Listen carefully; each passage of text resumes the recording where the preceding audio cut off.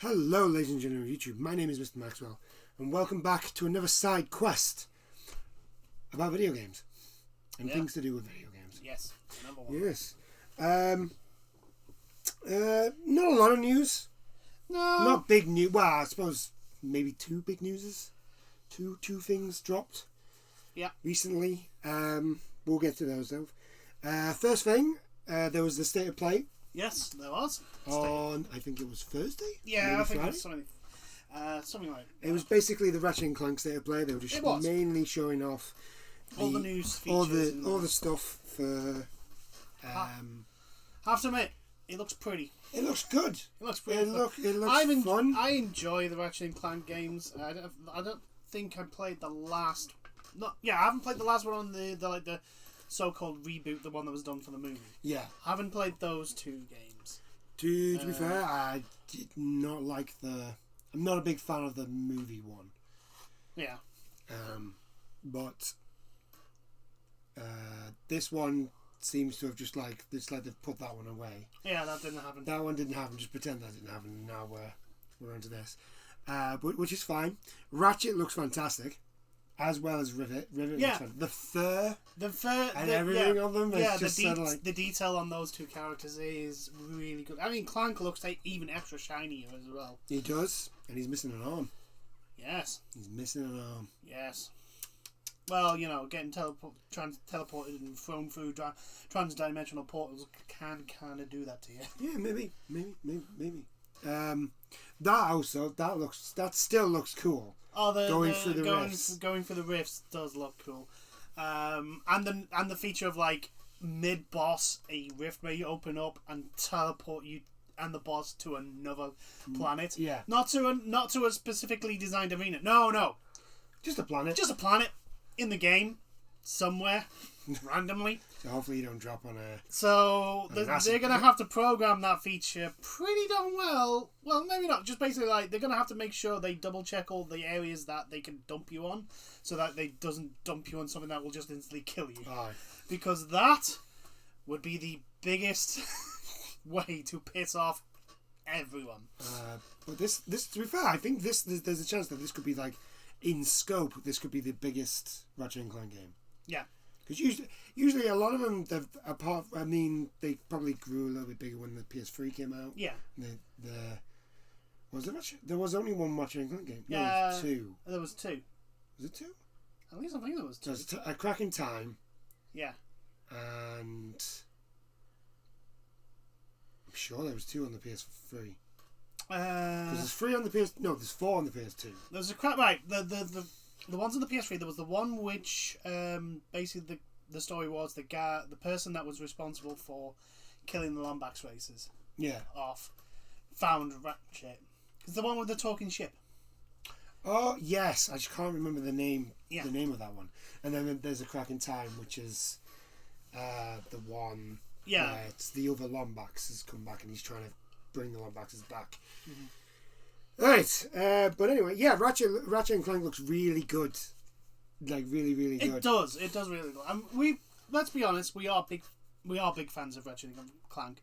Yeah, well, I like platformers. You like 3D platformers, and I've really just enjoy all the random weird weapons that Ratchet and Clank can have, and it's looking like they're keeping true to what makes Ratchet and Clank really fun. Yeah. So. It looks like it's going to be a sure thing as a good game, which is great. There was also two other announcements in the State of Play. Yes. So Subnautica, Below Zero is coming to the PlayStation 4 and 5. Which is fine. I've never played Subnautica. It's a survival game. Yeah. Which is fine. I've looked at it and I thought, if I can co-op it. I enjoy Subnautica on my PC, but I'm not good at it. If I could co-op it, I'd probably give it a go. Yeah, I think the thing is, the game's designed around being on your own. Because that's my thing with survival games. When I'm on my own, I find survival games incredibly boring. Yeah. my problem with Subnautica is the initial setup. Trying to get everything sorted so I'm able to progress and getting the initial setup is the thing that I struggle with. It's probably because I just don't know where all the materials are. Probably. That's probably. But yeah, Subnautica's a really good game. Below Zero's, I think, coming out on PC soon. I think it's in beta and not fully released. I think, yeah. It's a good game. So. And also, they announced that Among Us is coming to PS4 and 5. Yes. So there you go. Among Us. I think 2 years after it originally released. It's sus. Everyone is sus. Everyone is sus. Yeah, I think. The thing is, though, like the thing with Among Us is that because it was such a small studio, and they didn't have like the support that a lot of games usually. Well, because Among Us is a mobile game. Yeah. Now you have to remember this. Among Us is a mobile game. It's not a PC game well, it's one of those that was developed for mobile and blah blah blah blah blah. Well, it was developed for mobile, but you can play it on PC, and that's where most people played it. But no, what I mean is that it like when it came out originally on Steam and on the mobile markets, it got lost in the swarm of releases that those platforms have, and it takes like real either real investment from a company to promote it, or you just need to be lucky to be discovered. The fact that it was out for so long and only then was discovered by a few streamers who then played it, who then showed it to the world, and the world all of a sudden went, holy fucking shit, this is actually pretty damn good. This is pretty cool. Yeah. And it's Among Us basically goes off the same concept in a sense that is it Werewolf? Like the social deduction. Oh yeah. Like Werewolf and I think Sabotage or Resistance, something like that. Anyway, there you go. So yeah, I don't see this as a. No, it's not a bad thing. Not a bad thing. It's a good thing. More people can play more games. That's great. Yep. Speaking of more people being able to play more games, the Ratchet and Clank bits showed a few of the they're going to be going accessibility options. Yeah, they're going to be going into more detail a little bit closer to release date. They seem to be doing what Last of Us Part 2 did. Yes. Which I think is a really good thing, because it just means those people that are like, for whatever reason, unable to play computer games now potentially have access to be able to play these video games and experience the gaming as per se. Yes. And that's a good thing. More people being able to do more things is always a good thing. Yes. Definitely. But that was the state of play. Yeah. That was about it. Not much. Just, I think it was only like 25 minutes. Yeah, max. 22 minutes. And most of it was Ratchet and Clank. Yeah. So, shall we move on? Yes. To actual news. So here's a bit of it. So Stadia has a search bar now. It only took Google 526 days. Google is a search engine, man. I may add. Yes, to actually put a search. I didn't even know it didn't have a search bar. I know.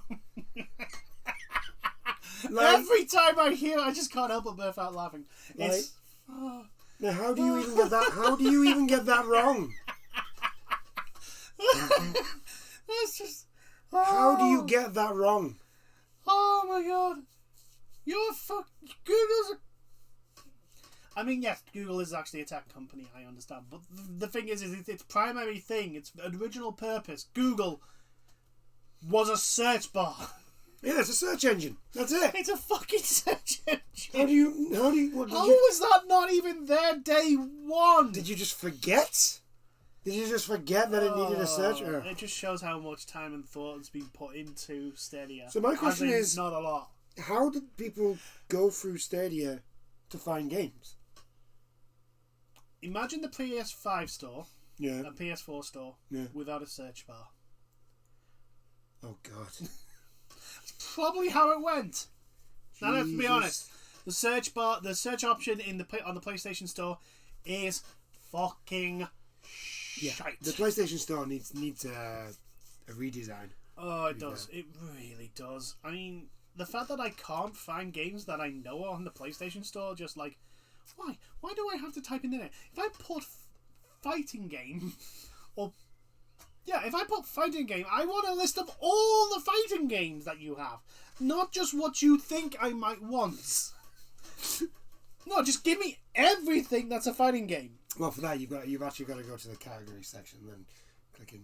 Yeah, that's what I mean. I go to category fighting game, and there are games that are fighting games not in that list. Oh yeah, I know. Like the PlayStation Store, for the PS3 has some PS1 and PS2 games. Is there an option to have a look at all the PS1 games? No. Is there an option to look at the PS2 games? No. Why? I don't know. It's a dumb thing not to have it. I know we're going on to the Sony, but it's like we're going to be bashing straight back onto Google now. Like, fucking Stadia. It's just like, And they wonder why no one's playing it. And they wonder, I mean, here's the thing, right? Google has a history of releasing shit and letting it die. And basically not putting the effort in to make it successful. So they announced Stadia, and everyone's like, well, it sounds like a good idea, but are you actually going to put all the work in to make it work? Shockingly enough, it gets launched. No, it's the answer. And people stop playing it. I mean, at least they're still working on it, I suppose. Well, technically, they're working on it. They're not actually doing anything. That is very true. They're not making games for it anymore. They're just letting other people do it, which is nonsense. So basically, they've become Valve, but there's already Steam. Yeah. And I know people will go, yeah, but you can stream it. It's like, yeah, but the big problem with streaming is that the internet is not... Like, yes. Yeah, if you don't know... Technically, we have the technology to do this. The problem isn't the technology.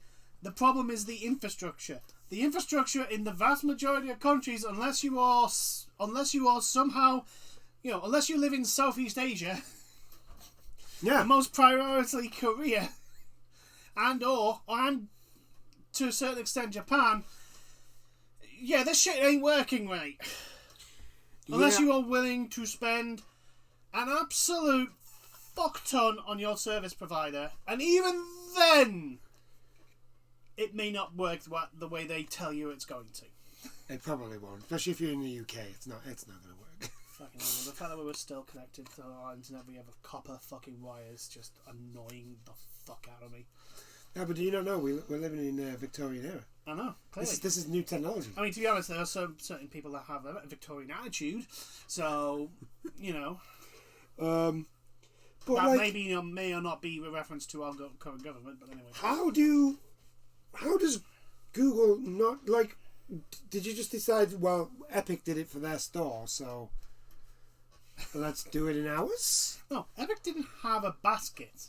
They still, I think, on launch, I think they still had a search bar. I don't know. I didn't look at I don't have the Epic store, so it didn't have a search bar. Didn't have a search bar when it first came out. Oh, it was the first thing they got added in. So they had it when they had in the roadmap. So in other words, they didn't have a search bar when they had 20 games. Yeah. On the Epic store. Yeah. And then they added the search bar. Yeah. Right. Okay. So Stadia, who after so long will probably have a fair few games. Yes. Decided not to have a search bar. How's it taken them nearly 2 years to put in a search bar? I don't know. Maybe because there were that few people using Stadia that they didn't realise it was missing. Did somebody did they just go, well, okay. Who needs a search bar anyway? I think they just forgot to put it in, and because so few people are using Stadia, they didn't realise. They didn't realise until someone in the testing or the development team wanted to search for a specific game. I went, oh, we haven't got a search bar, guys. What do you mean we haven't got a search bar? We haven't got a search bar. What do you mean? We're Google. Of course we have a search bar on Stadia. No, honest, look. No, we don't. Yeah. Let me have a look. Oh my fucking god, we don't have a search bar. So at the moment they have 172 games. Oh my god. I mean, to be perfectly honest, for a marketplace that has been open for 18 months, did they say? Yeah, around about. 562 days. Yeah, that's almost like a year and a half. Yeah. Rounded up 2 years. And they've got only 100. In addition to the new revolutionary search bar, which Google says will be reaching all players this week, Stadia is also debuting a new way to sort players' libraries to track purchased, free, and what? You don't even have a purchase section.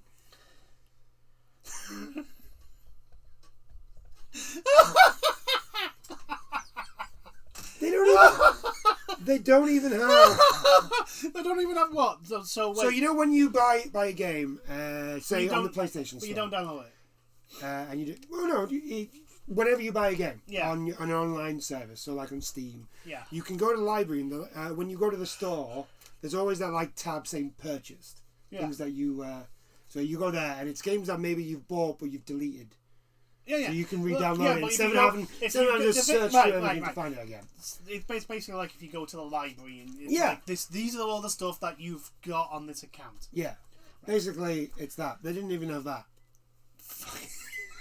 in their store. Like why? Oh my god! Oh, duh. Why? Why did you not have this? Oh Jesus! Oh. I don't even Epic. Even when Epic did it, I do not understand the idea of let's release a store, but have it not work. Don't have the basic things that you need in a store. In an online store. I mean, hell, you would need a basket in a store anyway. A physical store, you would need a physical basket to carry the stuff. No, that's like opening a shop but not having doors.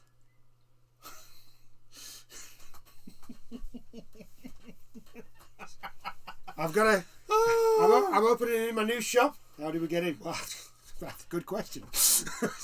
About that. It's on the door isn't there yet. It's on the roadmap. No. Oh, if you just take this flyer, and it will show the roadmap of what's to come. So if you'd like to peruse my wares. No, it's literally like opening a hardware shop where you primarily sell like nails and screws and. Like, you don't sell the big stuff, just like the really old, small, finicky stuff. But don't give them like something to put them all in when they go buy it.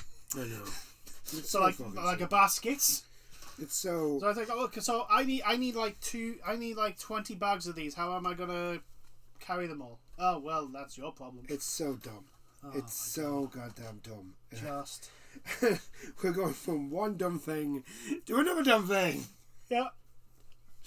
Great. So, I think it was last year when the thing was first announced that it happened. The whole Epic Games were they suing Apple? Oh, you mean the bit where Epic circumvented Apple's policy on? It's either Apple is suing Epic or Epic is suing Apple. Yeah, I know that much. It's one of those ones. And no, it's Epic because Epic are the ones that are saying that we're doing it for the little guy when they're not really. Yeah, like no, you just don't want to give Apple as much money as you give them already. The trial starts today. Yay! Or at least started today. I don't know. So it will be made official. Which company is allowed to fuck you over more? Look, I understand the policy in regards to like Apple has a monopoly on anything sold in its store, and that it's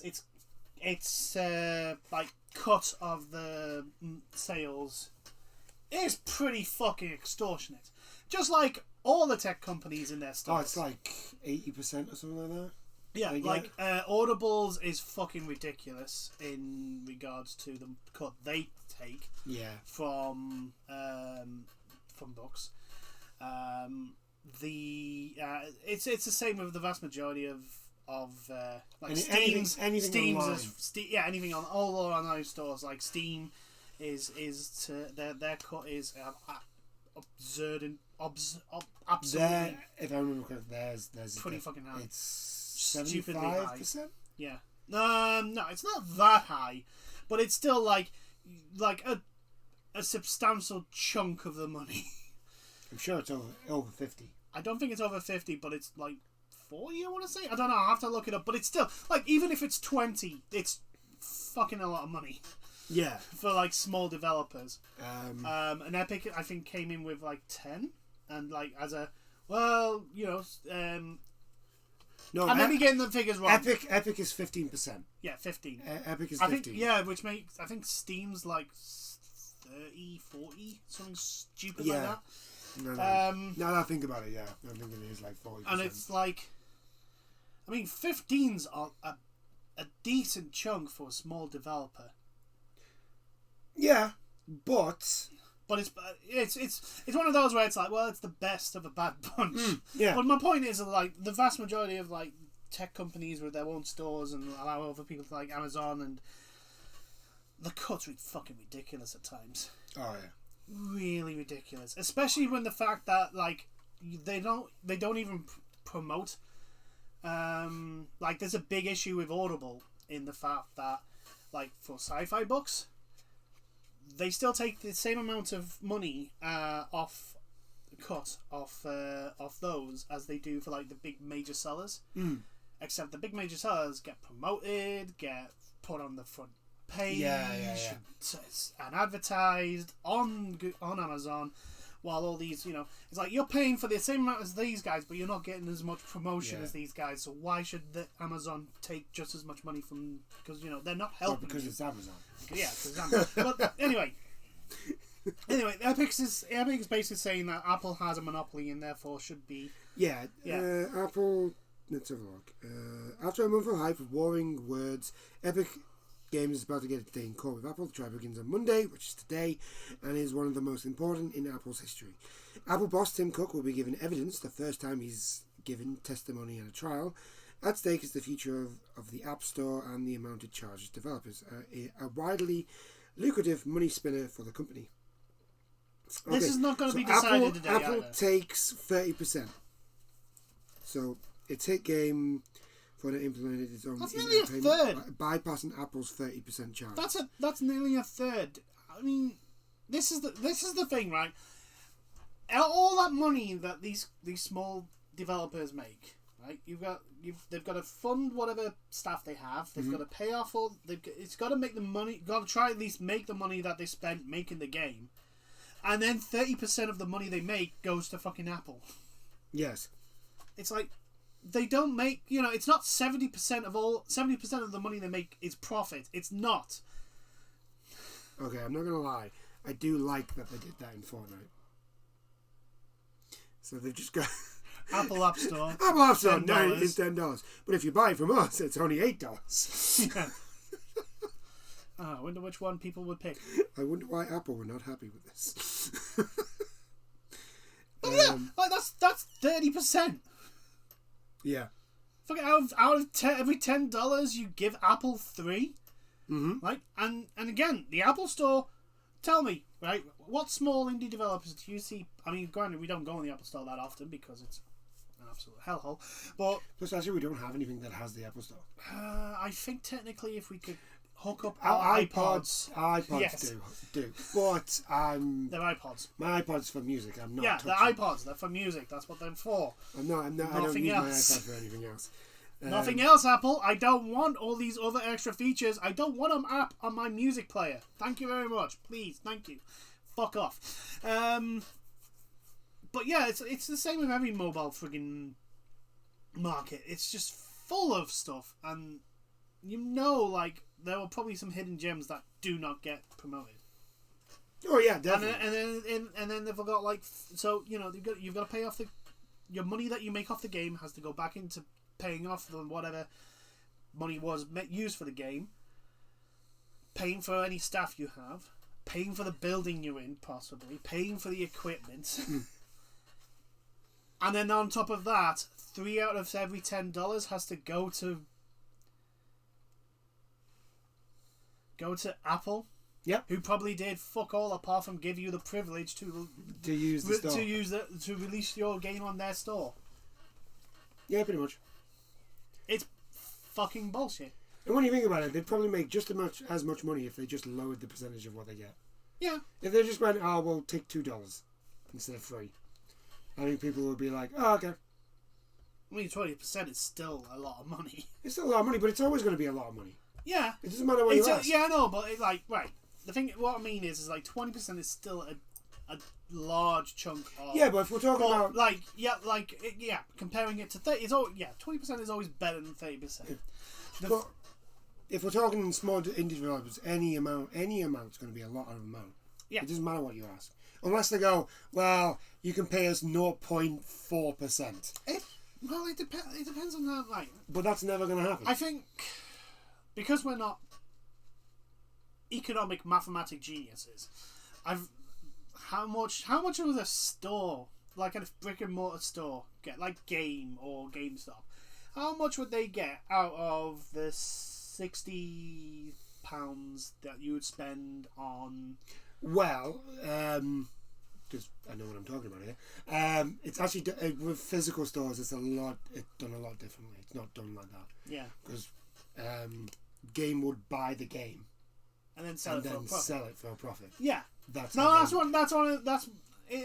a sense it's similar-ish. It's just that the price is dictated the other way round. Yeah.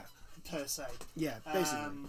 Like out of like a $60 because the reason why the games are $60 and $70 is because it's the companies that dictate the price. Yeah. So that's why when you go into game, you're finding games that really aren't $70 at $70, and you're just sort of like, Yeah, no. I mean, I know that, but like what I meant is that out of that one game, how much goes to, let's say Call of Duty, how much goes to Activision, and how much goes to GameStop? That's the thing I'd like to know and put in comparison, because I highly doubt it's 20%. No, I don't think it is. I think God, for goddamn sure not 30. Jesus. I think it's just under 10. Yeah. So, like as I say, even the Epic Store, it's 15%. It's still like massively higher than the brick and mortar store. Oh yeah. Stuff. But it's always going to be. You see, the thing with it's the whole thing of like the internet stores is like you are beholden to the actual store. Yeah. Yeah. It's the other way around. Yeah. Where in brick and physical, mortar, it's just sort of like, well, I'll buy this off you. Yeah. I'll buy this off you and then I'll sell it. Yes. Sort of thing. That's how it did. I mean, that's basic. That's basic of what happens. Going off on a little side tangent. This is why people get up so pissed at scalpers. Just in case you're a scalper and listening to this is why we're pissed at you. You are not the middleman. You are adding yourself after the middleman as a second middleman. Yes. You are not the middleman. The game store that we buy our PlayStations and Xboxes from, they're the middleman. Yes. God damn it. Little rant over. But yeah, that's like very basic. Yeah. What I just explained, it's a very basic form. Yeah. The thing is that this potentially could have repercussions for all digital stores and not just games. Like, oh no, this will have Amazon. This will have repercussions for all digital. This will be Steam, Amazon, Apple.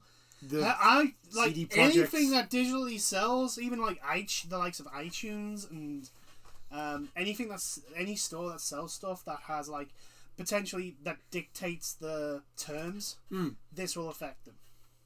Oh yeah, because at the moment it's the store that dictates the terms of, like, it's the terms of use or whatever it is that everyone has to fucking sign, and this could have massive repercussions on them. So yes.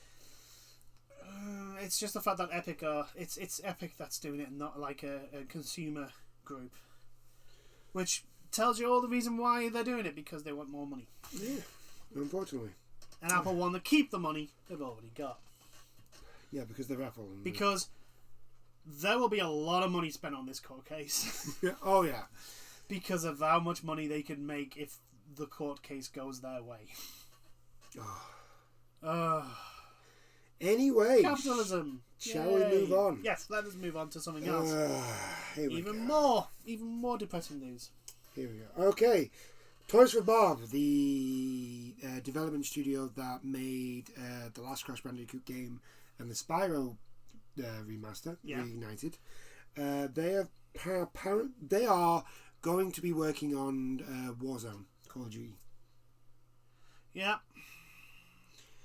You get this just does not make sense. You made Activision has actually gone. You made a great game. You made two great games. That made us a lot of money. Made us a lot of money. So what we're now going to do is shove you off into another. You're now going into the Call of Duty salt mine. There you go. Because that's what it is. It's a fucking salt mine. The Call of Duty development. Look at the amount of teams that work in the Call of Duty games now. Yeah, it's fucking ridiculous. You got Raven, whatchamacallit, Treyarch.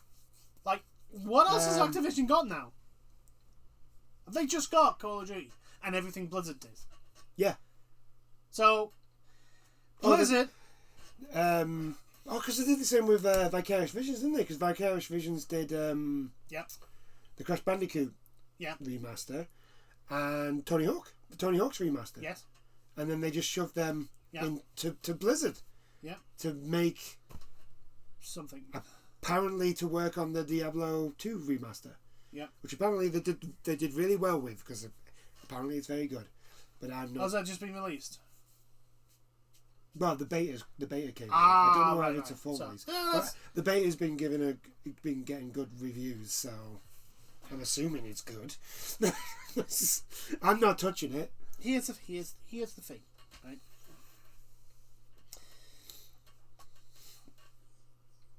Activision release Crash Bandicoot Nitro remaster, Nitro Kart remaster. Yeah. Crash Bandicoot 1, 2 and 3 remaster. Yep. Spyro Reignited Trilogy. Yep. Crash Bandicoot 4. Yep. And everyone loved them. Yep. Basically saying, yeah, this is what we want. Yes. Yes. Give us some of the old stuff because we love it very, very much. And as long as you take out the stuff that was janky because of the technology and all that, and make it work better, run smoother, modernize it, give us that. And what a lot of probably indie developers have been doing, which is basically take old concepts of game types and snazzing them up, and Freedom Planet, prime example. Yeah, Freedom Planet,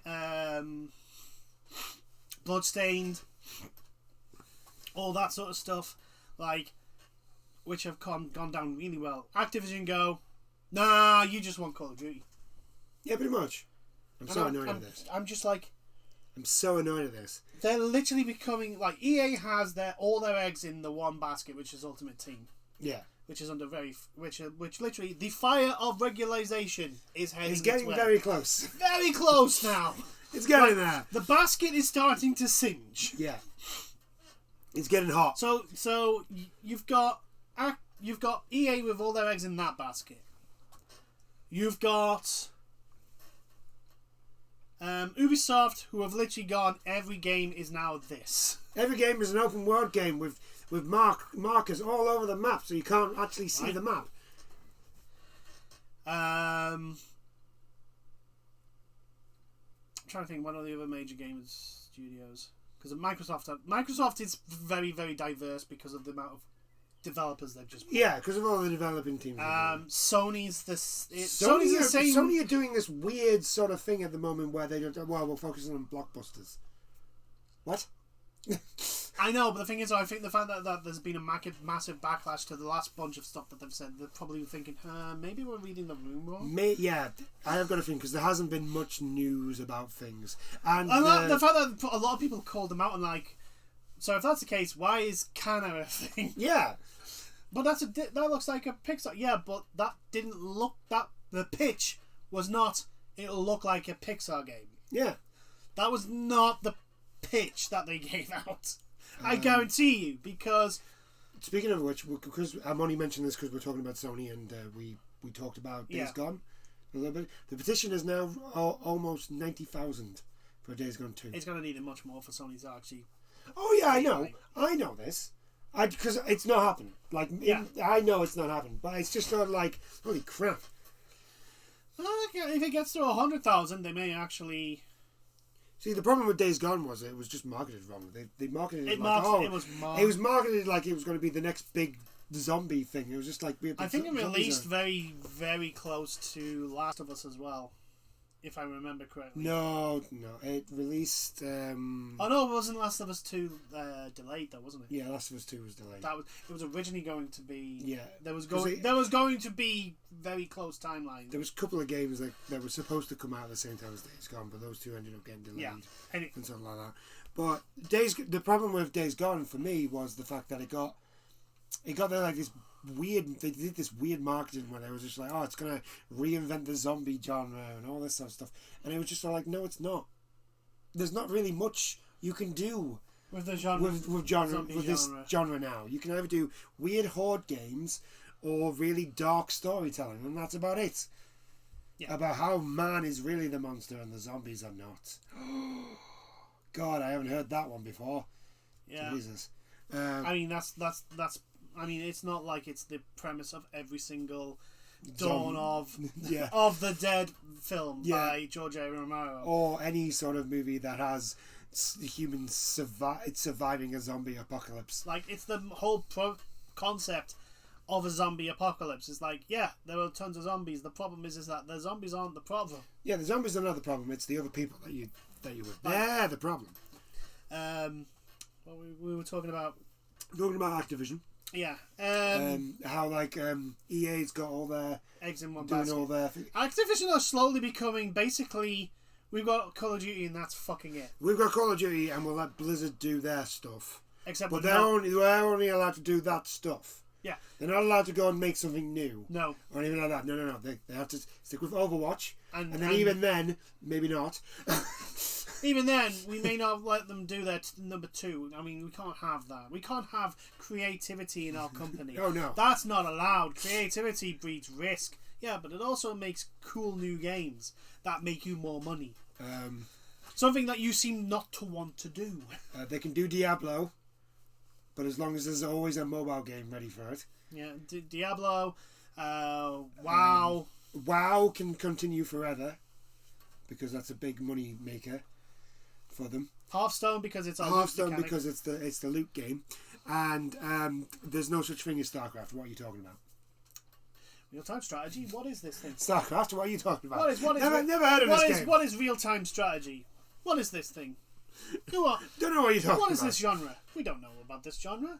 It involves gun. Oh, that must be it's Call of Duty then, isn't it? You know what annoys me? If I was a StarCraft fan, I mean, I am slightly a StarCraft fan, but I'm not like a big, huge one like you see some people on Twitch and the thing that annoys me is every BlitzCon they show like snippets of their games, and characters from StarCraft are always in there. Yeah. Yet they never mention anything to do with StarCraft with their games, and it's just sort of like, you know what? Here's the thing though. One of the biggest crowds is like for BlitzCon usually was basically the finals of the StarCraft tournament. Yeah. That they would have the StarCraft 2 tournament, and there was that usually drew one of the biggest crowds because look.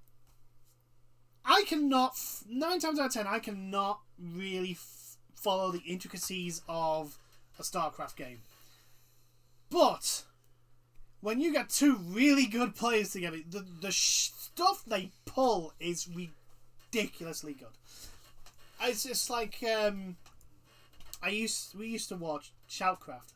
Yeah, that was fun. It was so fun and so enjoyable to watch.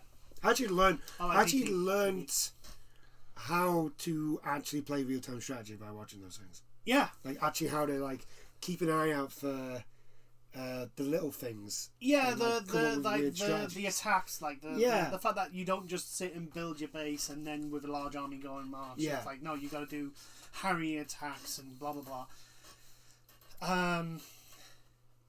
But yeah, it's like, StarCraft was, and I guarantee it won't. Well, there won't be anything to do with StarCraft at the next live BlitzCon because they probably won't have any tournaments finishing now anymore because Activision have said no, we don't want an esports because esports costs money and therefore we don't want to spend money. Even though you've got your Call of Duty World League. Yeah, but which is still going on, by the way. Yeah. And they've still got the Overwatch League. Yeah. The thing is that that's going because they've already invested in it. Oh, they're not making more. Right, yeah. I get you now. This is so fucking stupid. Activision, why are you so fucking stupid? Activision are like that really big guy. It's because, I'll tell you why, and I'm going to blame this until he goes. Bobby Kotick. Yeah. He needs his 20 million. He needs that 20. I mean, if I can't think of anything good that he brings to the company, then I'm just going to assume all the bad stuff is his fault. He needs that, like, because 200 million bonus. Because the only other way he is in that company is if he sits around and does fucking nothing. So either I try and think of something good that he can do, that he brings to the company, which I can't, and I've tried, or he's just all the negative stuff that happens in the company. My question is, right, I think he does bring something to the company, right? Is it anything good? Is it anything good? And two, is it worth the money that he gets? That's the question. Those are the questions. The second question, the answer to that is very, no. very, very, very easy. No. Because no one in the world is worth the money Bobby Kotick gets paid. Jeff Bezos is not worth the money he gets paid. Those people who are on that stupidly high amount of money do not do enough, unless they somehow cure cancer and create world peace. They do not deserve the fucking money they have. See, that's the thing that I've noticed. Like, have you ever noticed that these people who are on like the ridiculous pays, like Jeff Bezos and Bobby Kotick, they don't do anything. They actually don't do anything. They just they just sit in an office. It's like they go to the bus stop. They cough and go, well, that's another 200 million. Thank you very much, and then walk home. That's their job. That is their job. Look, and I understand head directors of companies have business meetings and all that sort of stuff, but usually you can see like okay, so that decision was this guy. Yeah. That decision was this guy. And that decision was this guy. Apart from Bobby Kotick firing people, I do not look at Activision's decision making and go, that's clearly a Bobby Kotick decision. Like, if you go to Bobby Kotick, like, I do not see any sort of decision in Call of Duty that is directed by Bobby Kotick. Unless we're talking about the game, the season pass, the season pass, and the loot box system. The loot box system. Yeah. Apart from those two, I can't look at like Microsoft with Bill Gates. You can look at like some of the stuff Windows had in its past, and go, okay, I can see Bill Gates being the guy that thought that one or gave the green light for that sort of thing. I literally look at everything in Activision and Activision Blizzard. Anything good, I look at and go, I can't see Bobby Kotick being the reason behind this decision. Yeah, like no. I generally think like Crash 4, like they must have, because if let's say he does have the final say in who makes what and what gets made. Yeah. Right. Could you imagine the board meeting? Not the board meeting, like the pitch for Crash 4. Like, I can imagine that just being like you're just constantly bashing your head against the wall, and then somehow a brick fell out. The fact is, like, here's the thing. There's a big hint of how much trouble these guys probably had to get this pitch through and given the green light. The subtitle to that game was "It's About Time." That's very true. That you can read that subtitle on so many levels. I take it upon the fact that there's a group of people that wanted us for an actual proper non fucking bullshit mechanic that they added in like Twin Sanity and all that sort of stuff, in the PS2 era, and 3 era, like an actual fucking proper Crash Bandicoot game. I can see the group of people that like were the primary force behind it going, finally, fucking hell, we know it's a good game. Why? Because Crash fucking 3 Bandicoot Warped is just still regarded as one of the best 3D platformers in the fucking world. I mean, it's no Spyro, but like, let's face it, nothing Spyro. Spyro's so good. This is my thing. This is the thing that is really hit me. Is like, we're probably not getting Spyro 4. No, not gonna happen. We're not gonna get another Crash Bandicoot because Activision have the rights to Crash and Spyro. Yeah, we're not get. That's it. Crash 4 and the Reignited trilogy. That's it. Those series are now dead and gone because the companies, well, the developers that did work on those games are now just working on Call of Duty. I really don't think. What the hell are they going to be doing on Call of Duty? They're just going to be making assets, aren't they? They're going to be making costumes and characters, and that's it. They're just maintenance on Warzone. Fucking hell. That's basically all they do now.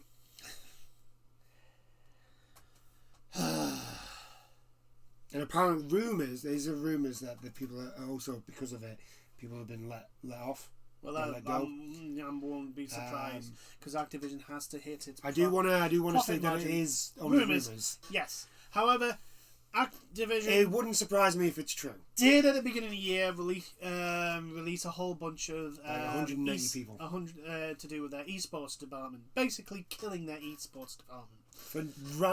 Right before they kicked off their Call of Duty League thing, they disbanded their esports thing. And it's like, are you to quote South Park? Are you high? Are you always this stupid?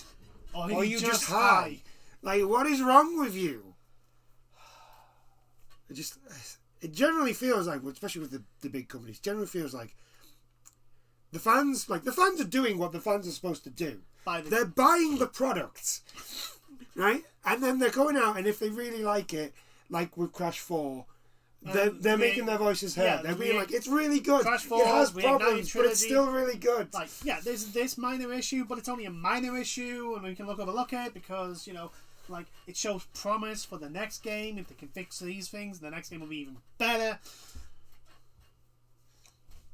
It's just weird that, like, as we start the build up, the build up to the next Ratchet and Clank game being released, which it seems to be a return to old school Ratchet. I was looking at the way I was looking at it, because the way Crash did well and the way Spyro did well, and even though Ratchet and Clank wasn't great, it still did pretty decently, all things considered. And there are a couple of other 3D platformers that have come out that have done, or like the Medieval. Yeah, Medieval did pretty well. Remaster did pretty well for a niche game to get remastered and to do as well as it did. Which I think wasn't there rumours that they were going to now because it did so well. There are rumours Medieval 2 was going to get remastered. There are rumours that Medieval 2, which I'm actually looking forward to, because Medieval 2 was like fucking gold dust. Yeah, you couldn't find it anywhere. Fucking hell, it was just ridiculous.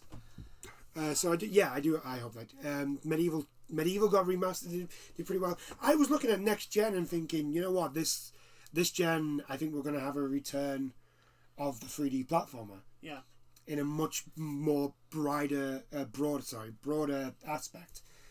We're going to have a lot more, like, maybe puzzle platforming games come out onto consoles instead of just the indie ones that come out on the PC. And all of a sudden, just sort of like no and no. And I just have a really bad feeling that this is going to have a knock-on effect with anybody else that was thinking, well, we could make a 3D platforming game. Yeah, I think the biggest issue is that the AAA game industry, and I don't count Microsoft and Sony, because to be fair, they have vested interest in having Microsoft and Sony have a vested interest, and Nintendo as well have a vested interest in having their platforms be as diverse as possible. Yeah, because then it gets more people buying their consoles. So they have a vested interest to have as many different types of games as possible, which is why Ratchet and Clank is probably getting, which is one of the reasons probably why Ratchet and Clank got the green light. Yeah. It's why, if on the opposite flip of the coin, it's why Halo got delayed after the Microsoft trailer, because they realized, this is actually going to be detrimental to us. So it needs work.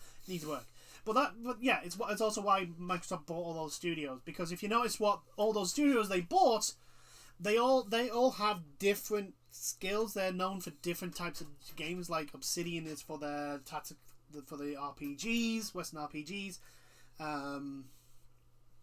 Ninja Theory obviously for action games, etc., etc. So like the game companies who own a console have a reason to make so many games. The problem is that for the other AAA gaming industry companies like EA, Activision, Ubisoft. Let me pronounce them correctly. Activision Blizzard, Ubisoft, Take-Two. Because Take-Two, they just make. They've Grand Theft Auto. They've got their hands in everything, but their main Grand Theft Auto, Rockstar, Grand Theft Auto, and the 2K Sports Series. Yeah. Although 2K do have BioShock. Yes. Well. Which apparently the BioShock 4 is still a thing. Yeah, apparently.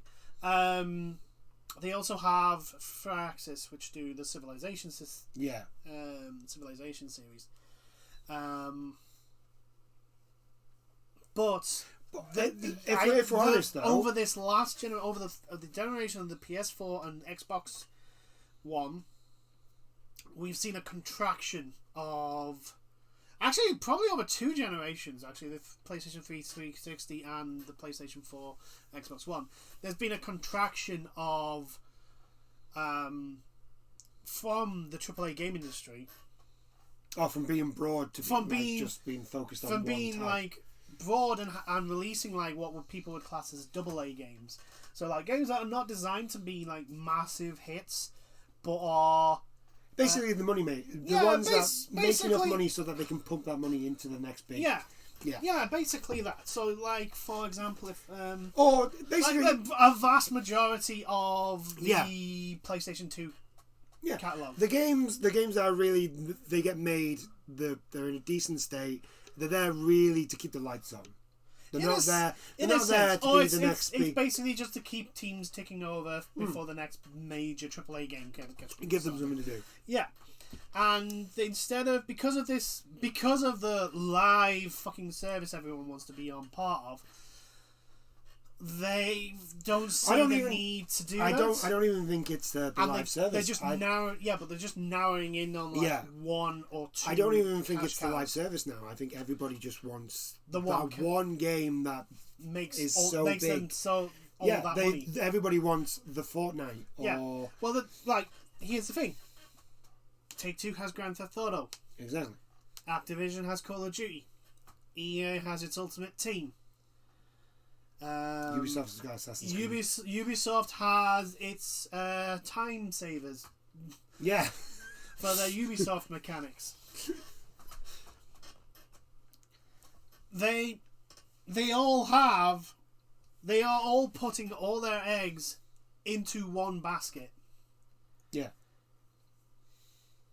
And I would class it as a worry because there's a lot of people's jobs at stake if this goal goes belly up. But yes, Call of Duty is still the top dog in regards to first person shooters, and everyone and their dog has to have a fucking Call of Duty game. I don't know why, since some of those games were not fun. Yeah, some of them were just terrible. And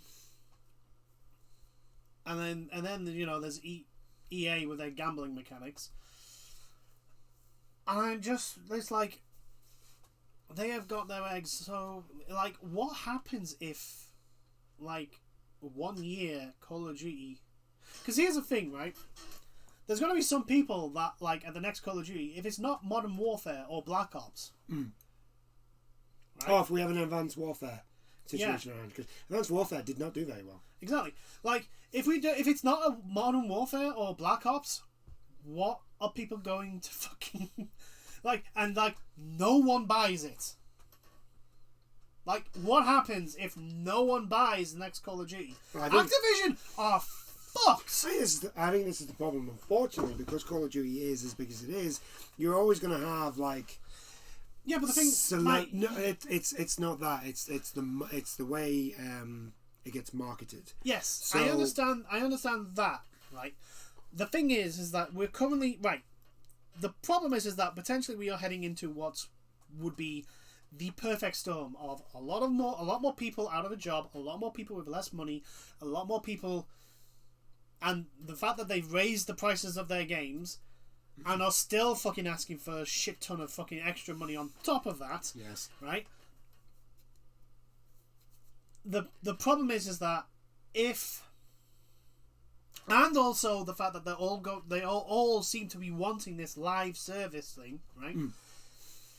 If you get a Call of Duty which doesn't sell even as well as Advanced Warfare, it could have the snowball effect of like those people that did get it don't play it as often, which means they're not spending time in the game, which means they're not advertised as much for the microtransactions, which means they're not spending as much money, which means that Activision don't make as much money, which means potentially they could make a loss, and therefore everything goes tits up because they've got all their eggs into one fucking basket. Right? This is why Blizzard exists. Yes, but the problem is like the fact that Call of Duty. Remember when it made almost $1 billion in a week, and that was still not enough? Yeah. Like, if we're potentially like we're getting to a point where they're putting all their financial security on these like one set of like monetization or game or game series, like that, if it could potentially just burst the bubble. They don't seem to especially like Activision, they don't seem to realize that, yeah, the financial situation is not great. You are not going to make the bajillions of monies that you did last year. You're going to make not as much.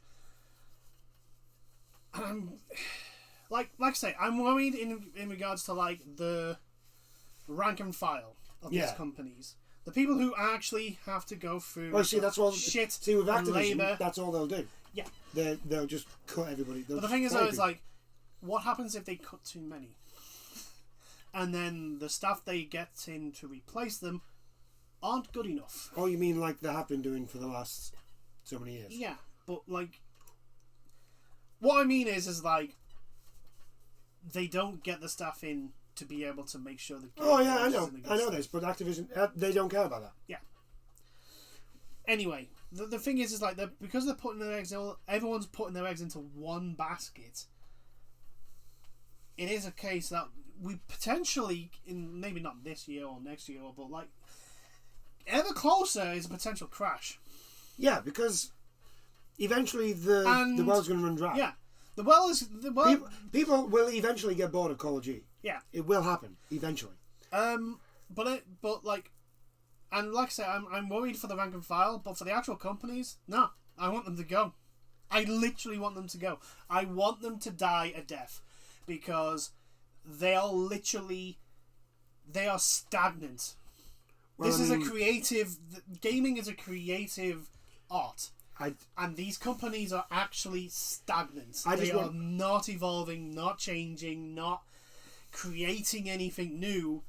And if you don't want to do that, why are you in this business? I just want them to be transparent. I want them to be like, and what I mean by this is like all these companies, right? They'll have they'll wave flags of ending racism and all this sort of stuff. And Ubisoft, we have a diverse and they'll put that on their games. Multi-gendered community in making this game. Apart from, but the problem is that if the guy who's in creative control doesn't like is actually a racist, sexist prick. Yeah.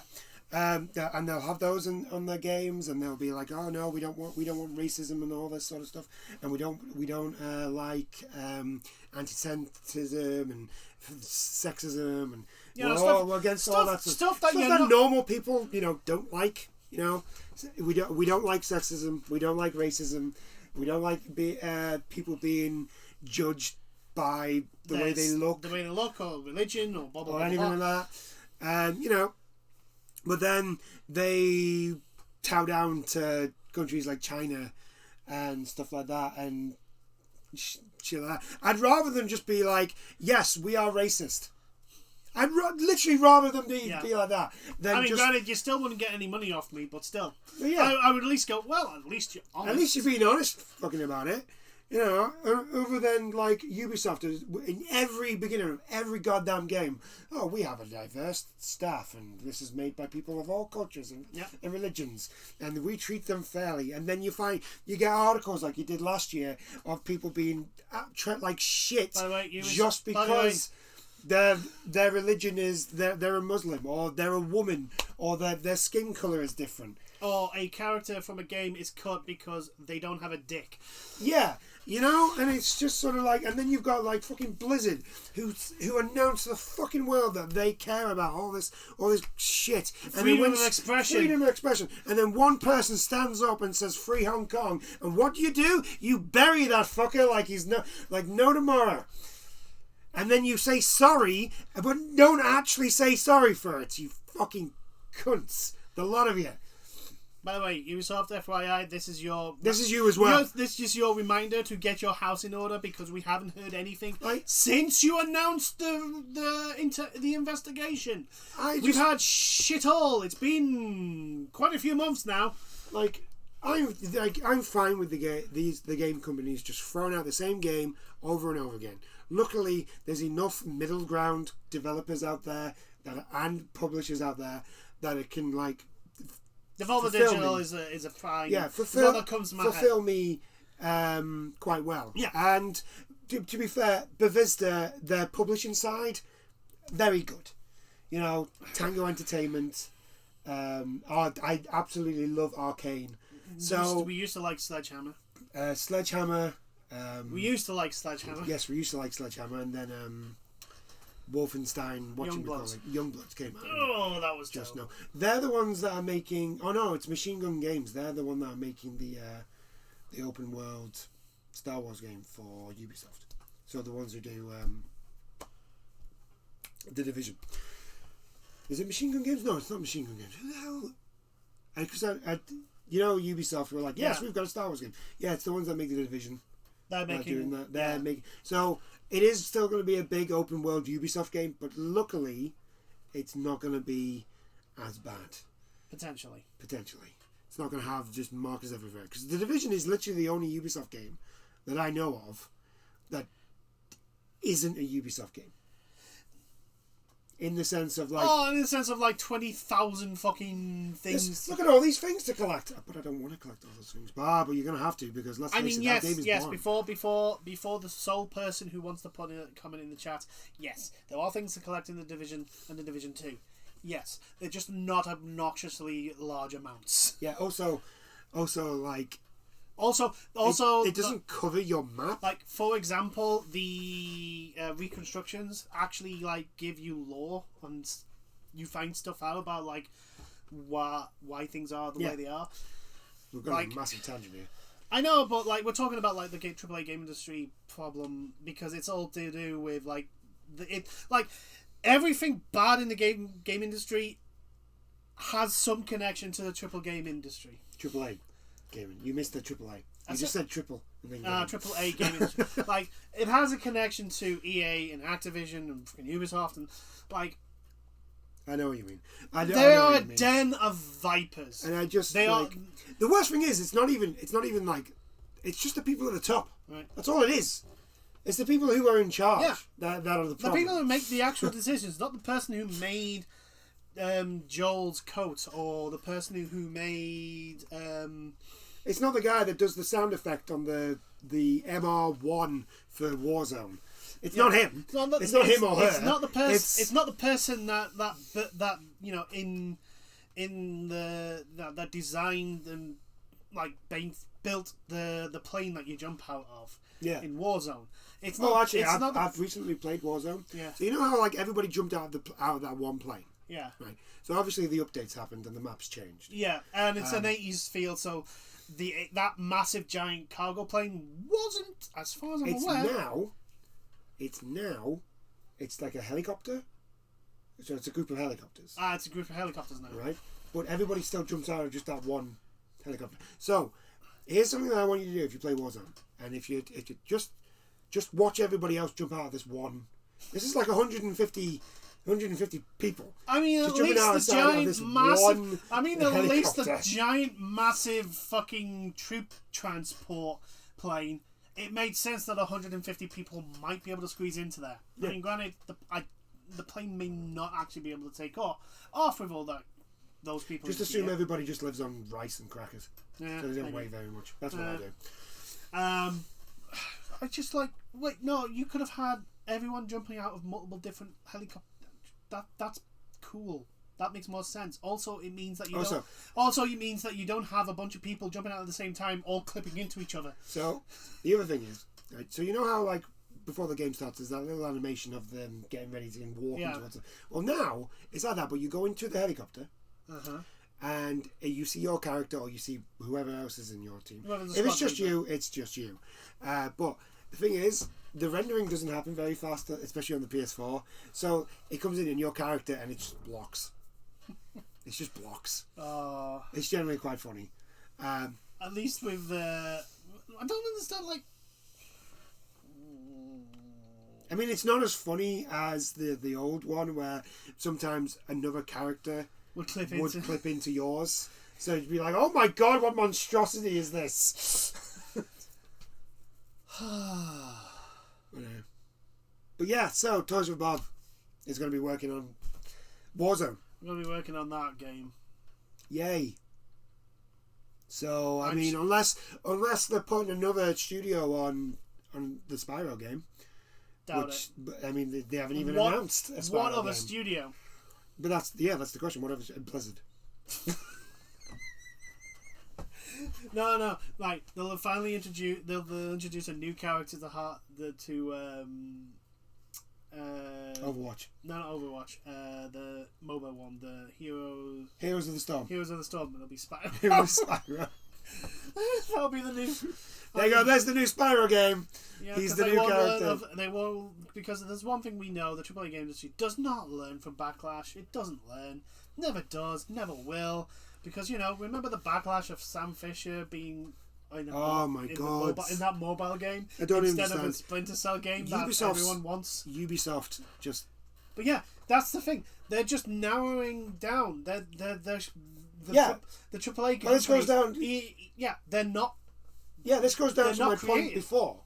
Like they do something new, or they do something that people are generally looking for, and then they just kill it, and then they just stop doing. They're like the fans do the thing that they're supposed to do, but you just stop for some bizarre reason. Right, they do the right thing. For example, Crash Bandicoot 4 is basically a proper, true sequel to Crash Bandicoot 3. There's no new bullshit mechanic or changing of the way the game plays. Well, there is the mechanic because it's the masks. Yeah, but it does. No, what I mean is, still feels like Crash. What I mean is like when they went from PS1, when basically Naughty Dog stopped making Crash Bandicoot, and they went into like these new fucking they gave it a gimmick. They had gimmicks in it, and like instead of doing that, they just did a proper Crash Bandicoot sequel, taking what works, fixing what didn't, and adding and did stuff that added to it instead of completely just a gimmick. They do that, fans love it, they stamp on it. They did the right thing, unlike EA when they did the Mirror's Edge reboot. Yeah, well, they open world. They just completely changed the game. That's open. I mean, it wasn't bad, but it's like because it's an open world, you don't have the Mirror's Edge works as a parkour game because we're taking a tangent again, by the way. No, yeah, but again, it's still all the things that are wrong with the AAA game industry. It's everything that's wrong. I'm just saying we've gone from Crash Bandicoot and now we're talking about Mirror's Edge. We're just taking a tangent. It's the example. I'm just letting you know. It's what I'm saying is like they did something right with Crash Bandicoot 4. Yeah. And the EA did something completely wrong. DICE did something completely wrong with Mirror's Edge. And it's just like, and they went with Mirror's Edge, and it's like, well, people didn't like it. Because it wasn't fucking Mirror's Edge. You added all this boring bullshit microtransactions. You gave it an open world, which meant half the routes weren't as cool as the original game, because being a level meant you could design around your mechanics to make a really cool flowing game. The fucking open world means just constantly stopping, having to figure out where the fuck you're going. The whole point of parkour games is to not stop. Yes. You go from point A to point B as quickly as possible and as straight and narrow as possible. Yep. That is the whole point of parkour. The fact that you did not understand that is shocking. But yeah, like, and even when they do everything right and everyone sings the prices, they still fucking go, nah. No, it didn't do as well as Call of Duty. It was never going to do as good as Call of Duty. It's like, yeah, what are you talking about? It didn't do as well as Call of Duty. It's the most annoying thing when they do this. Every shit. Fucking man and their dog. It didn't do as well as we expected. How well did you? I always want to be like, well, how well did you expect it to do? And it's always like, oh well, it didn't do as well as this game. One, it's a completely different game, and two, it's fucking Call of Duty. It's a first-person shooter. Like, the games that make the most money at the moment are first-person shooters. Yeah. And they're like, and you expect it's like when Square Enix had that weird thing of like when they released Octopath Traveler, and they were like, well, we didn't expect this to do so good. What are you talking about? Everyone's been asking you to do this type of game. What are you talking about? How did you not know this was going to do well? Well, we just didn't expect it. Are you a moron? Do you not listen? What? Like, the entire community has been screaming since... Everyone's been asking for a turn-based JRPG. Everyone has been asking for a turn-based JRPG. And you're just there being like, well, we didn't think anybody wanted this. It's like everyone had been screaming for ever since the idea of remasters to come out. Everyone had been screaming for Crash Bandicoot and Spyro. Yeah. Everyone had been screaming for those. Yeah. And then you finally did it. Because... And then everyone was like... Of all the games and all the genres, right? Anything released on the PlayStation 1, because of the way they made games on the PlayStation 1, those games deserve... Yeah. Like, they're the ones that benefit the most from a remaster. Yeah. Because they are very blocky.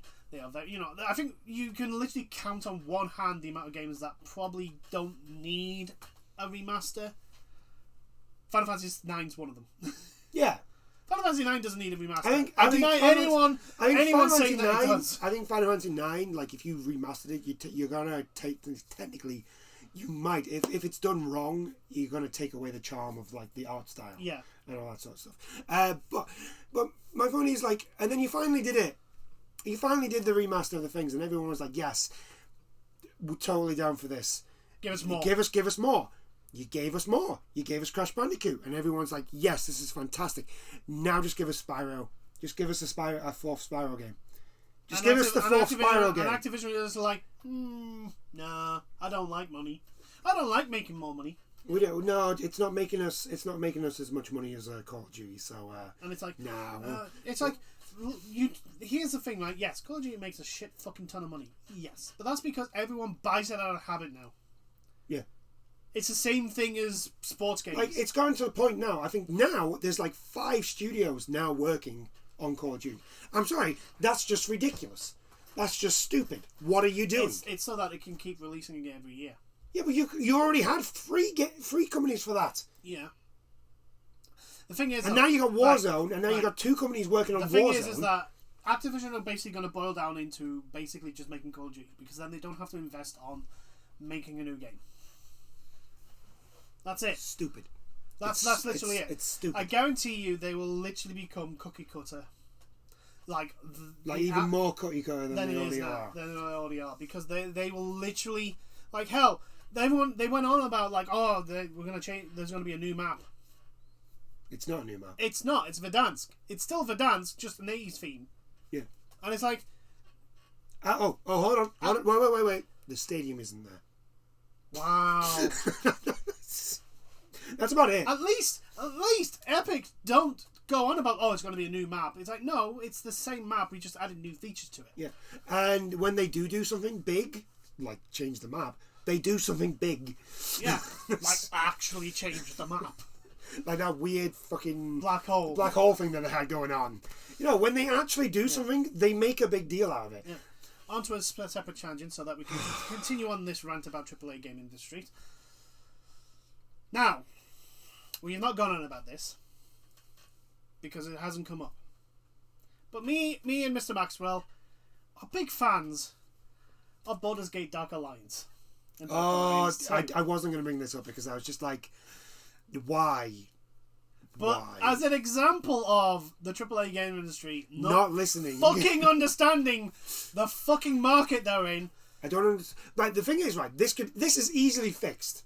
You just don't call it Dark Alliance. Yes. Because it's not Dark Alliance. No, because Dark Alliance, right, for anyone who doesn't know what Dark Alliance is, think Path of Exile or Diablo, action RPG, but set in D&D. Set in Dungeons and Dragons, and it had actual like specific character arcs and special missions and blah blah blah. And it was really cool. It was really cool. It didn't set the world alight. It wasn't like a massive Well, the first Dark Alliance.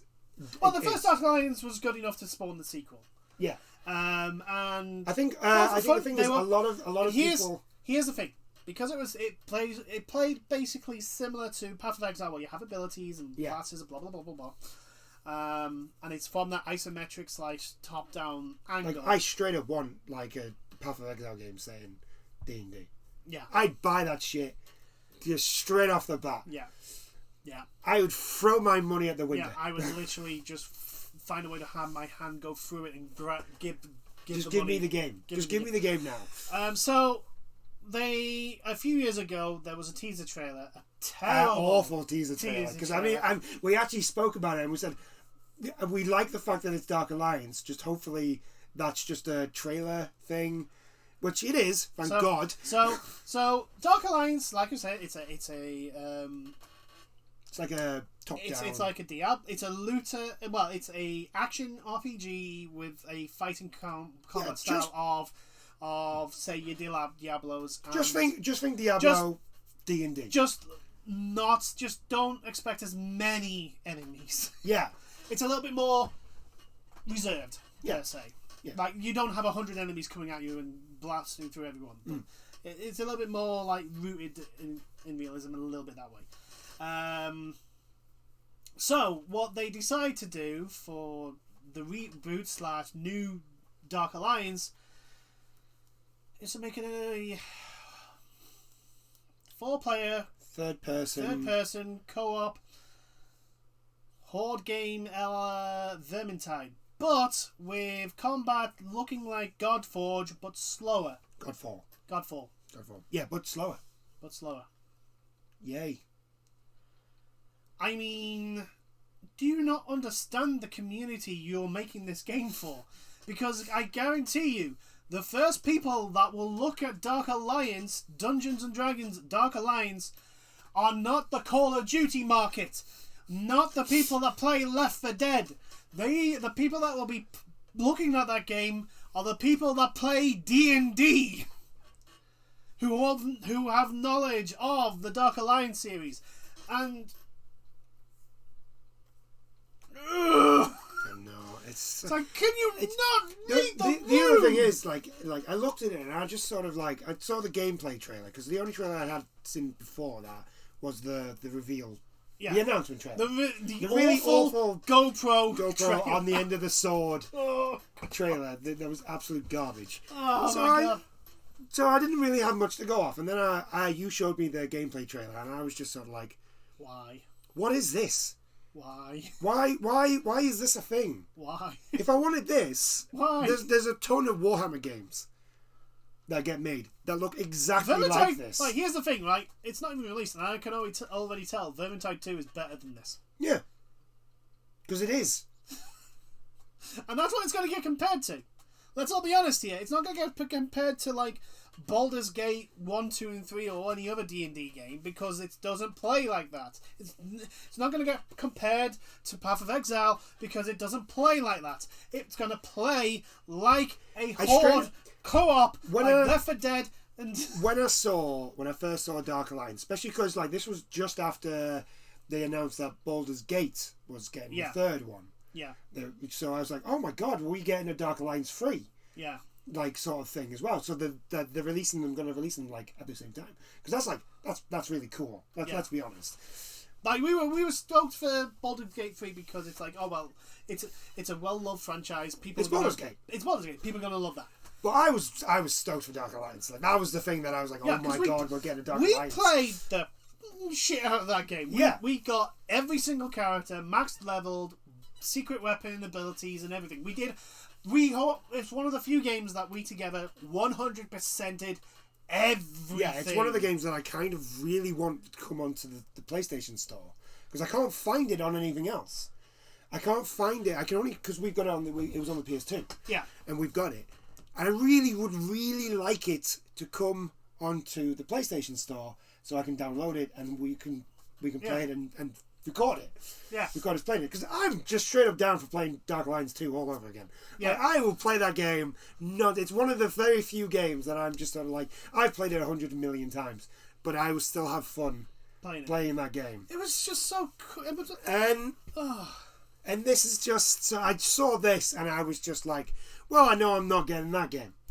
Because it just looks terrible. So disappointing. It just looks so terrible. Even the enemy designs are awful. I don't like any of them. Yeah. I look at them and I'm just sort of like, well, that just looks terrible. Oh. That doesn't look fun. And it's just like, why? That's the other thing. The game does not look fun. It doesn't. It looks boring as fucking hell. It looks boring. At least Godfall, I had fun with it.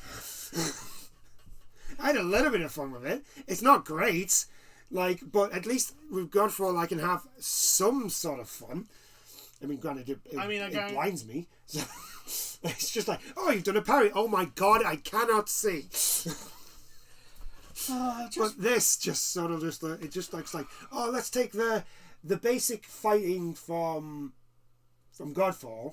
Slow it down, but not have the whole idea of like getting in there. Because at least Godfall with its combat, it is kind of gotten boring, but it kind of like encourages you to get in and fight everything. Be aggressive. This just sort of just like, well, if you're going to slow down the combat, where's the point in actually getting in there and fighting?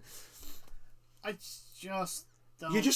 All you're doing is taking Godfall's combat and putting it in Dark Souls. It doesn't work. Yeah, and you guarantee and here's the thing, right? It's going to be from what it looks like, it's going to be a co-op Horde action game. Put it this way, I'm so glad there's a Path of Exile 2.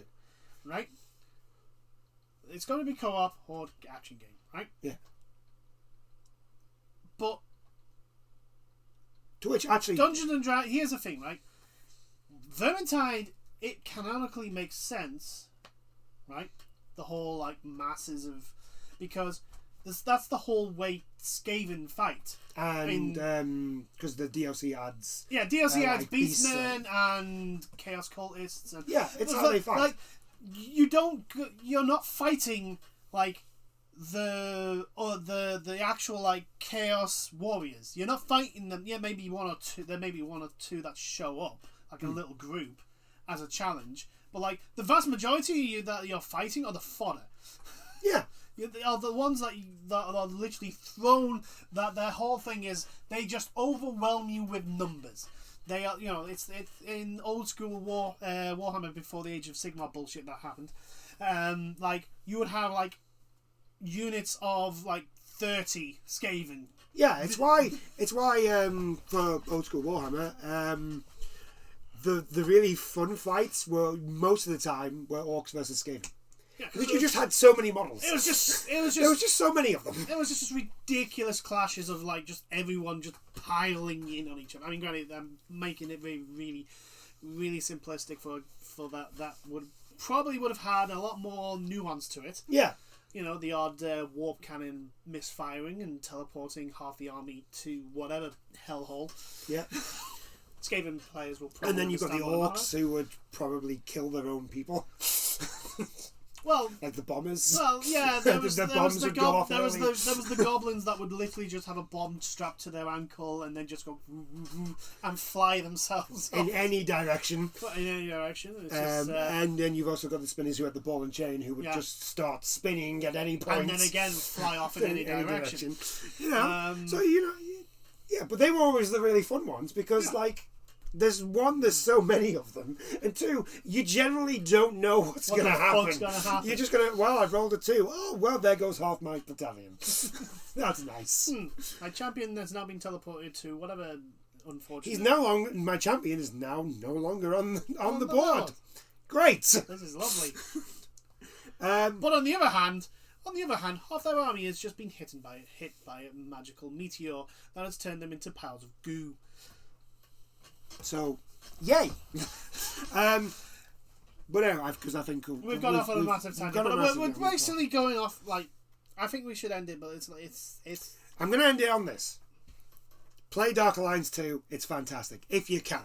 If you have a PS2 and you can find Dark Alliance, or if you have it, just play that game. It's great. It's fantastic.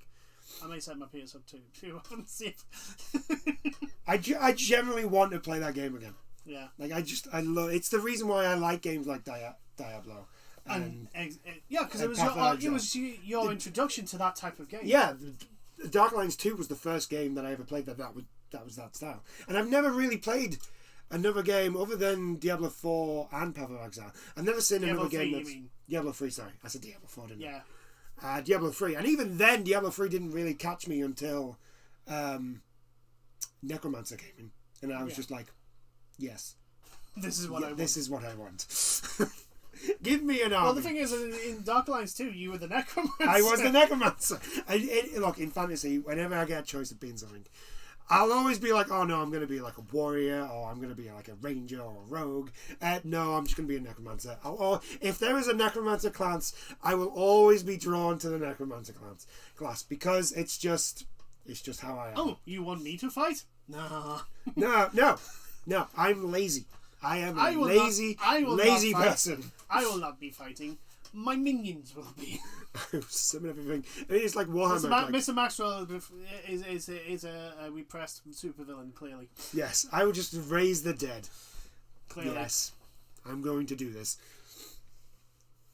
Because it is. Like, look, the Necromancer is just like, well, I mean, I could fight you.